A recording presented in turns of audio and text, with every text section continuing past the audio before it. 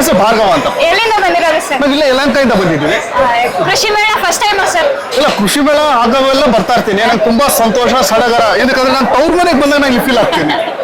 ಹೌದು. ಅಂದ್ರೆ ಮುಂಚೆನೂ ಕೃಷಿ ಮೇಳಕ್ಕೆ ಬಂದಿದ್ದೀರಾ ಅಂತ ಹೇಳ್ತಿದ್ದೀರಾ? ಹೌದು. ಹೋದ್ ಕೃಷಿ ಮೇಳಕ್ಕೂ ಈಗಿನ ಕೃಷಿ ಮೇಳಕ್ಕೂ ಏನಾದ್ರು ತುಂಬಾ ವ್ಯತ್ಯಾಸ ಇದೆ. ಅಡ್ವಾನ್ಸ್ ಟೆಕ್ನಾಲಜಿ ಬಂದಿದೆ.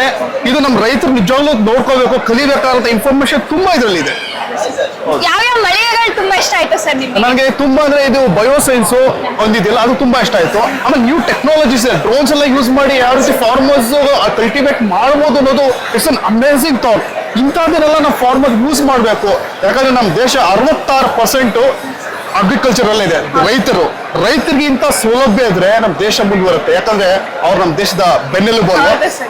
ಅವ್ರು ಊಟ ಹಾಕ್ಲಿಲ್ಲ ಅಂದ್ರೆ ನಮಗೆ ಬಿಡಕ್ಕಾಗಲ್ಲ. ಸೊ ಒಬ್ಬ ಸೈನಿಕ ದೇಶನ ಕಾಪಾಡ್ತಾನೆ, ಒಬ್ಬ ರೈತ ನಮ್ಮನ್ನ ಕಾಪಾಡ್ತಾನೆ. ರೈತನೇ ಎಲ್ಲ ಅಲ್ವಾ. ಮತ್ತೆ ಸರ್, ಇದನ್ನ ಇನ್ನೂ ಉತ್ತಮವಾಗಿ ನಡೆಸ್ಕೊಡ್ಬೇಕು ಅಂದ್ರೆ ನಿಮ್ ಸಜೆಷನ್ಸ್ ಏನಾದ್ರು? ಸೊ ಇದನ್ನ ಉತ್ತಮವಾಗಿ ಕಲಿಸ್ಬೇಕು ಅಂದ್ರೆ ನಮ್ಮಲ್ಲಿ ಒಂದೇ ಒಂದು ಕೊರತೆ ಇದೆ. ಏನಂದ್ರೆ ನಮ್ಮ farmers they are not educated.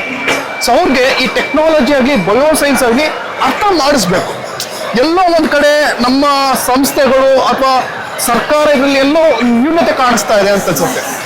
ಯಾಕಂದ್ರೆ basically farmers are uneducated. So ಇವ್ರಿಗೆ ಇಂಥ ನಾಲೆಜ್ ಕೊಡಬೇಕು.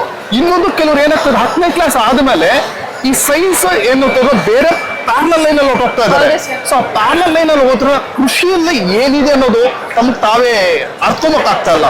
ಸೊ ಇದನ್ನ ಮನದಟ್ಟಾಗಿ ಹೇಳುವಂತ ಒಂದಂದ್ರೆ ನಮ್ಮ ರೈತರನ್ನ ಅರ್ಥ ಮಾಡ್ಕೋಬೇಕು ಅನ್ನೋದು ನಾನು ಹೇಳಕ್ ಇಷ್ಟಪಡ್ತೀನಿ. ಏನಾದ್ರೂ ಸಮಸ್ಯೆಗಳು ಏನಾದ್ರು ಉಂಟಾಯ್ತಾ ಸರ್ ನಿಮಗೆ ಕೃಷಿ ಮೇಳದಲ್ಲಿ? ಕೃಷಿ ಮೇಳಲ್ಲಿ ರೈಟ್ ಫ್ರಮ್ ನೀವು ಒಂದು ಗೇಟ್ ಇಂದ ಹೇಳಿದ್ರೆ ಅಲ್ಲಿಂದ ಇಲ್ಲಿ ಒಳಗಡೆ ಬರೋದಕ್ಕೆ ಬಸ್ ಫೆಸಿಲಿಟೀಸ್ ಇದೆ.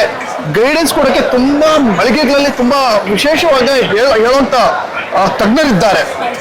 ಆದ್ರೆ ನಮ್ಮ ರೈತರು ಯಾಕೆ ಇಲ್ಲಿ ಬರ್ತಿಲ್ಲ ಅನ್ನೋದೇ ಒಂದು ಕಾಳಜಿಯಾದ ಸಂಕೇತ ಆಗಿದೆ. ರೈತರು ಬರ್ಬೇಕಿಲ್ಲಿ. ಆಮೇಲೆ ಇನ್ನೊಂದು ನಾನು ನೋಡಿದಾಗ ಇಲ್ಲಿ ತುಂಬಾ ಜನಕ್ಕೆ ಅವಾರ್ಡ್ಸ್ ಕೊಟ್ಟರು. ಅವಾರ್ಡ್ಸ್ ಲಿಮಿಟೆಡ್ ಫಾರ್ಮರ್ಸ್ ಮಾತ್ರ ತಲುಪೋ ರೀತಿ ಆಗ್ತಾ ಇದೆ. ಬಟ್ ಎಲ್ರಿಗೂ ತಲುಪಬೇಕು, ಎಲ್ರೂ ಬರಬೇಕು, ಆಧುನಿಕ ವಿಷಯಗಳನ್ನ ಕಲಿಬೇಕು ಮತ್ತು ಇದರಲ್ಲಿ ಕಲಿಸ್ಬೇಕು ಅಲ್ವಾ. ಹೌದು ಸರ್, ನಿಮ್ಮ ಅನಿಸಿಕೆಗಳನ್ನ ಹಂಚ್ಕೊಂಡಿರೋದು ತುಂಬಾ ಥ್ಯಾಂಕ್ಸ್ ಸರ್. ಮತ್ತೆ ನೀವು ಹೇಳಿದ್ರೆ ರೈತರು ಅನ್ಎಜುಕೇಟೆಡ್ ಇದ್ದಾರೆ ಅಂತ. ನೀವು ಯೂಟ್ಯೂಬರ್ ಆಗಿರೋದ್ರಿಂದ ನಿಮ್ಮ ಮೂಲಕ ಎಷ್ಟಾಗುತ್ತೋ ಅವ್ರನ್ನ ಎಜುಕೇಟೆಡ್ ಮಾಡಕ್ ಟ್ರೈ ಮಾಡ್ತೀರಾ? ಖಂಡಿತ ಅದನ್ನೇ ಮಾಡಕ್ಕೆ ಇಷ್ಟಪಡ್ತೀನಿ. ಪ್ರತಿ ವರ್ಷ ಕೃಷಿ ಮೇಳಕ್ಕೆ ಬರ್ತೀರಿ. ತುಂಬಾ ಥ್ಯಾಂಕ್ಸ್ ಸರ್.